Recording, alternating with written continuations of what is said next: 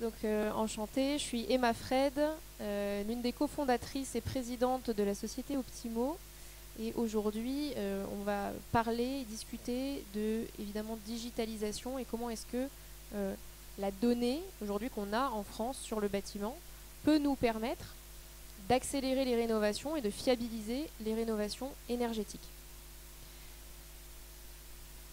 La première chose que je voulais rappeler, c'est juste un ordre de grandeur. Je pense que si vous avez assisté déjà à plusieurs conférences sur le sujet aujourd'hui, vous les avez en tête. Simplement deux choses, c'est que le sujet de la rénovation énergétique s'inscrit aujourd'hui dans deux principaux piliers qui sont nécessaires à la transition de notre société. Le premier, il est écologique, évidemment, on en parle très souvent, puisque le logement en France représente un peu plus de 13% de nos émissions de gaz à effet de serre. Le second, il est social. Il y a une étude de la Fondation Abbé Pierre il y a quelques années qui nous dit qu'on a 12% de nos concitoyens qui sont en situation de précarité énergétique. Donc agir sur la rénovation énergétique des logements, c'est véritablement adresser ces deux enjeux qui représentent quand même d'une grande ampleur. Le pendant, quand on est sur le marché immobilier, c'est qu'aujourd'hui le législateur a entrepris un certain nombre de mesures qui se traduisent par de la réglementation. Je passe rapidement également, mais notamment un calendrier avec des interdictions de location qui concernent les logements les moins bien classés énergétiquement. Et si on le résume, ces biens qui sont donc classés G, F et E représentent à eux seuls 40% de notre parc de logements. Donc on a 40% du marché qui va sortir du locatif là d'ici une dizaine d'années. On a en face de ça, de plus en plus, une transcription dans la valeur du foncier de la performance énergétique. Et ça, on l'observe, c'est assez récent, ça fait 1 an et demi, 2 ans, qu'il y a un vrai différentiel de valeur dans la valeur du foncier entre des biens qui sont performants énergétiquement et des biens qui seraient mal classés, mais finalement très consommateurs d'énergie ou émetteurs de gaz à effet de serre. On le voit, en prenant le D en médiane, ça va aller à plusieurs centaines d'euros par mètre carré en dévalorisation du foncier. Donc aujourd'hui, au-delà d'être un enjeu social, environnemental, il y a un vrai enjeu économique dans la préservation du patrimoine autour de ce sujet performance et notation énergétique. Voilà, bon, je remettais aussi ici quelques chiffres. Les gens sont de plus en plus sensibles. Pour ceux qui travaillent sur le marché du locatif, les locataires sont de plus en plus au courant de leurs droits, évidemment, et de la réglementation.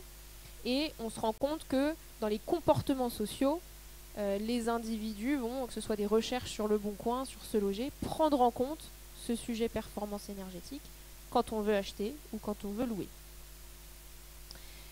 Concrètement, Optimo, qu'est-ce qu'on fait? Et aujourd'hui, comment est-ce qu'on cherche à fluidifier et accélérer la rénovation énergétique?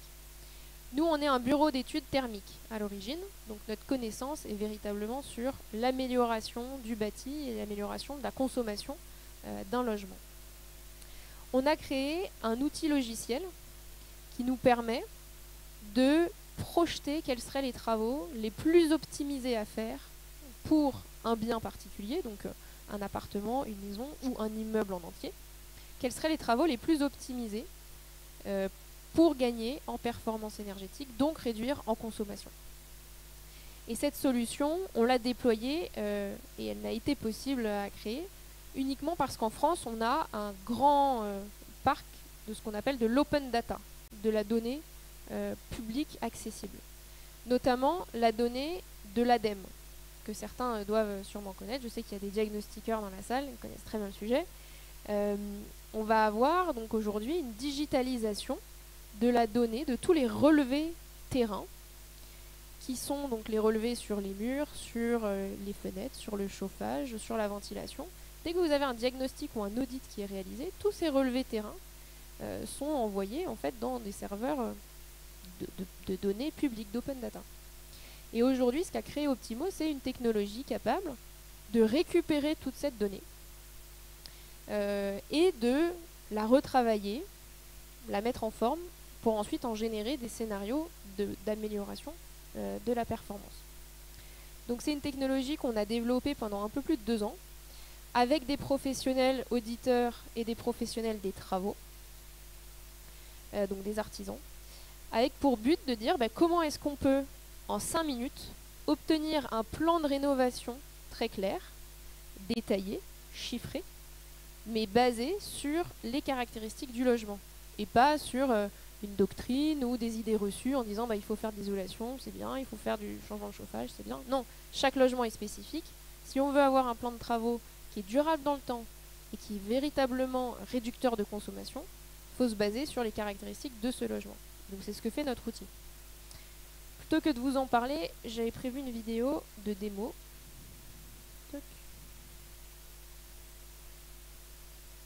Qu'on va pouvoir voir ici. Donc prenons le cas, là c'est un logement, un appartement parisien, classé G, 468 kWh par mètre carré par an, vous voyez. Et l'outil qu'on a créé va récupérer ce DPE. Donc l'utilisateur va mettre voilà, des coordonnées, ici j'avais mis test pour la démo, et puis importer le DPE. Donc j'importe le DPE de ce bien, de ce petit appartement, et puis je vais lancer la simulation. Et sur la simple base du diagnostic, nous on est capable de récupérer tous les relevés terrain, encore une fois, qui avaient été pris sur place. Ça correspond, ne serait-ce que pour là, ce studio, à peu près 1000 points, 1000 points de données uniques, de caractéristiques techniques, encore une fois, le relevé. Donc c'est comme si on était allé prendre ces relevés sur site. Et à ce stade, l'outil a généré des scénarios d'amélioration. Et comme il a récupéré toute la donnée du bien, il est capable de vous dire le scénario qui permet de passer de G à C, là qu'on voyait à l'écran. On va projeter le coût des travaux, le détail des travaux. On l'a vu juste avant, la perte de surface habitable s'il y en a une, la prise de valeur foncière du bien, etc. Et puis après, vous avez même la possibilité de dire si j'exclus l'isolation du plafond qui est compliquée, mais que j'ajoute celle des fenêtres, qu'est-ce que ça va donner? Si je veux personnaliser les aides pour évaluer quel montant d'aide je peux avoir sur ce projet de rénovation, de la même manière, on va pouvoir renseigner ces informations pour avoir une simulation voilà, sur mesure. Et donc, in fine, l'outil aboutit à un plan de travaux qui tient compte des caractéristiques de l'utilisateur, ou du propriétaire, qui tient compte des caractéristiques du logement, et qu'on va avoir entièrement personnalisé sur mesure, disponible, là on le voit, en PDF. L'intérêt de cet outil aujourd'hui, c'est d'être capable de avoir une étude très rapidement, qui est entièrement sur mesure pour le bien, et qu'on va avoir accessible en ligne. Concrètement, on est administrateur de biens, on est gestionnaire de parc, on est foncière. L'outil nous permet un scan de nos biens, de nos logements, et une projection très concrète et très fiable du montant des travaux qui permettent d'améliorer la performance énergétique. Et ça, on est capable de le faire uniquement parce qu'on a toute cette donnée sur les logements. Voilà, après nous on est un bureau d'études, donc on travaille aussi avec des artisans derrière dans le suivi des travaux, la réalisation des travaux. On garantit évidemment tout ce qui sort de notre outil, donc on garantit que quelqu'un qui veut passer d'un G à un B par exemple, il atteigne bien cette lettre, il atteigne bien cette performance énergétique. Et donc aujourd'hui on travaille beaucoup avec des professionnels de l'immobilier et des travaux avec nos outils. Je vous remercie et je suis très preneuse de vos questions si vous en avez.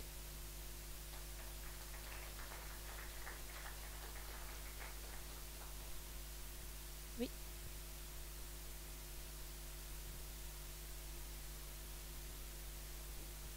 Pardon. En vous basant sur les DPE qui ont été faits par d'autres et qui sont pas toujours fiables, on en a souvent l'exemple.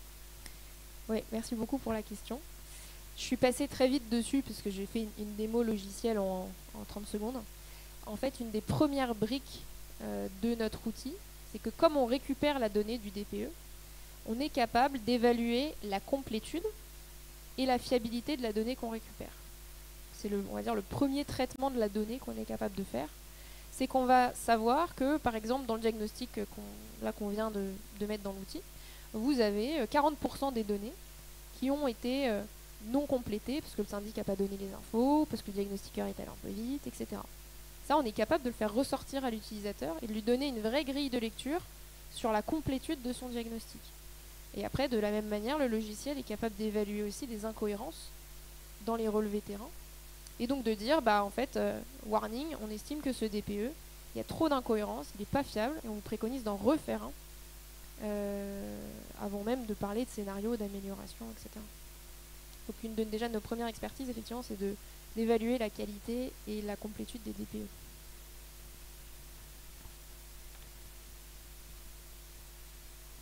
Est-ce que vous avez d'autres questions ?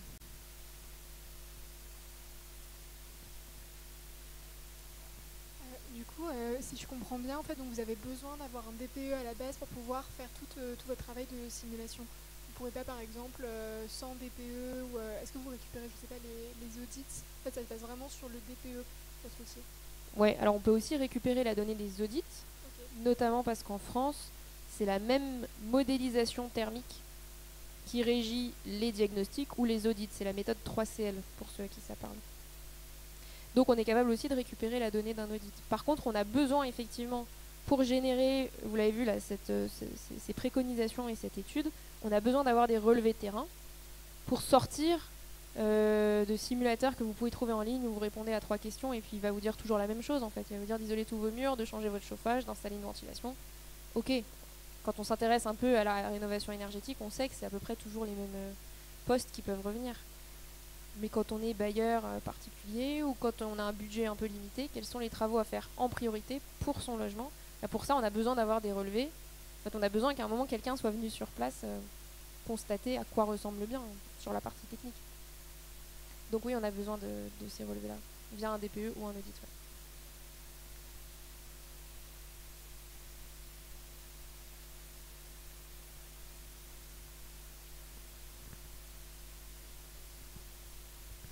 Oui, bonjour Emma.